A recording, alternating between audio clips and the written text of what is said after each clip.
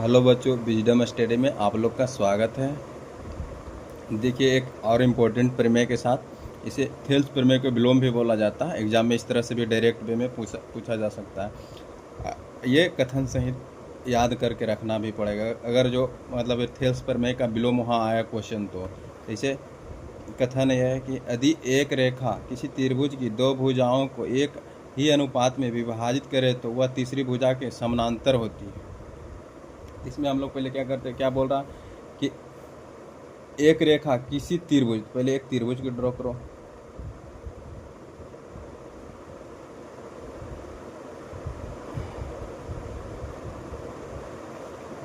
त्रिभुज का नामकरण कर दो, ए बी सी। दो भुजाओं को एक ही अनुपात में विभाजित करती है।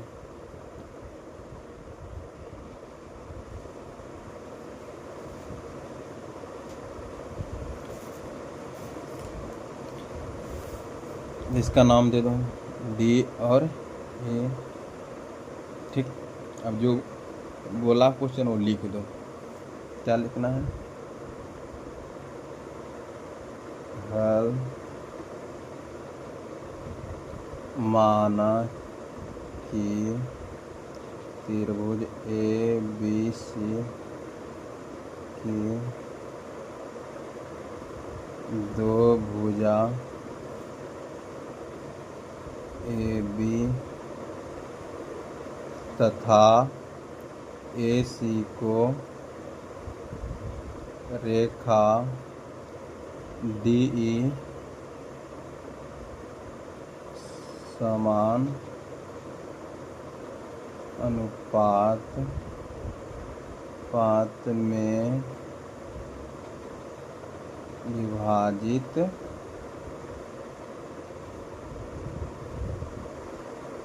करती है।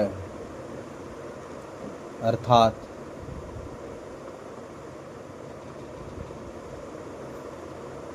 A D by D B equal to A E by E C. ये जो A D by D B, D और बी एक समान अनुपात में विभाजित कर वह तीसरी भुजा के समानांतर है। तीसरी भुजा के समानांतर, अब इसमें हमको सिद्ध करना है। तो पहले फिर को क्या सिद्ध करना है? सिद्ध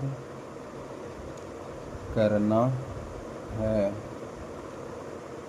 क्या? D E parallel B C, समानांतर बी सी। और इसमें अब क्या करना है? रचना करना है। देखो रचना किसी है,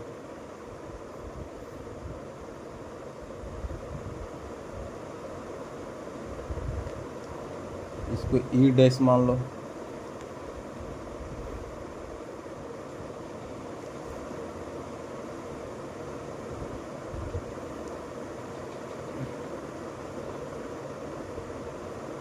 माना डी ई रेखा समांतर नहीं है, लेकिन डी ई डैश समांतर है। डी ई है जो समांतर नहीं है, डी ई डैश समांतर है। ठीक, अब इसमें देखो त्रिभुज ए बी सी में, त्रिभुज ए बी सी में क्या करना हम लोग? D E parallel B C का है समानांतर, किसको दिखाया? डी ई डैश को। इसलिए डी ई डैश पैरेलल या समानांतर B C, D E dash B C. कहाँ से लिखे, समझ में आ रहा है? ठीक, अब इसको समानुपातिक बोला जाए, अनुपात में।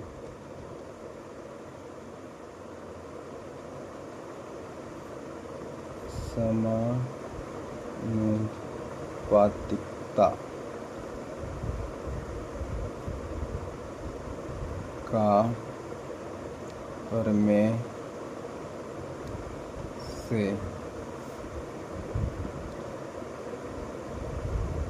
AD by DB equal to E dash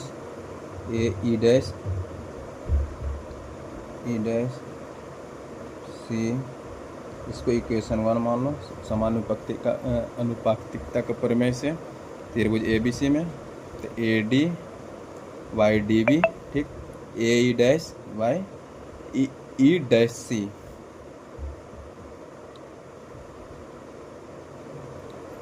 AD by DB equal to AE by EC, ठीक, दिया हम लोग प्रमेय में दिया, इसलिए इसको समीकरण 2 मानो। अब इसको लिखो समीकरण 1 और 2 से, समीकरण 1 और 2 से क्या हम लोग लिखेंगे, AE dash by E dash C बराबर AE EC, ठीक, इसलिए कि ADB दोनों को अगर बराबर करेंगे तो ये दोनों कैंसिल आउट हो जाता है, मतलब कट जाता है, तो AE dash E dash C equal to AE by EC। अब इतना तक भी तुम लोग छोड़ सकते हो अगर प्रूफ करने आया तो, नहीं तो आगे भी ले जाओ इसको। पहले इसमें क्या करेंगे, दोनों तरफ 1 जोड़ने पर, दोनों तरफ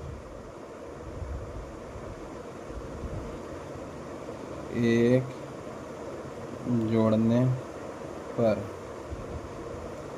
AE dash by E dash C plus 1 बराबर AE EC प्लस 1, ठीक, समझ में आ रहा है कैसे कि दोनों में कुछ नहीं करना है, प्लस 1 करके फिर इसको LCM ले लेंगे, तो LCM EC हो गया, E डैश C, इसको लेंगे तो E डैश C बराबर, फिर इसको भी AE प्लस EC, ठीक, इसको क्या करें,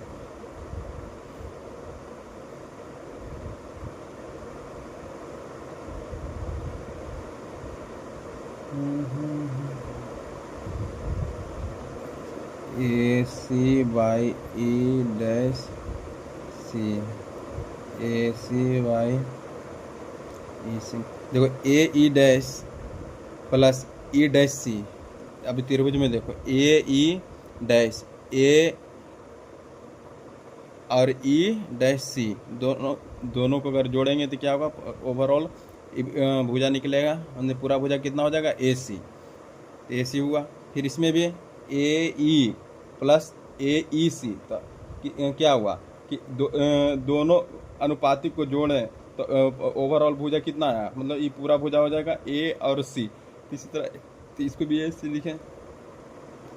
यहाँ पे अब क्या हो गया, हम लोग को इससे प्रमाणित होता है कि अतः हम कह सकते हैं कि E डैश तथा E दोनों एक ही बिंदु पर स्थित है। इसको क्या लिख देते हैं, DE पैरेलल BC। हम लोग को यही प्रूव करना था, समझ में आया। तो देखो यहाँ पे हम कुछ नहीं किए, पहले जो दिया हुआ था तो वो त्रिभुज मतलब ड्रॉ किए, त्रिभुज ABC, फिर क्या बोला, त्रिभुज समान अनुपात में विभाजित करता है, समान अनुपात में A D by D B equal to A equal by E C. फिर जो सिद्ध करना था, सिद्ध क्या करना था, वह तीसरी भुजा के समानांतर होती है। तो तीसरी भुजा के समानांतर मतलब B C parallel D A के हमको दिखाना था। तो बी सी डी पैरेलल या बी सी या B C parallel D same हुआ। फिर इसी तरह क्या कि डी ई एक रेखा समानांतर, इसको मान लें क्या डी रेखा समानांतर नहीं है, लेकिन ई डी ई डैश समानांतर रेखा है। तो फिर त्रिभुज ए बी सी में, त्रिभुज ए बी सी में, त्रिभुज ए बी सी में D E dash parallel B सी।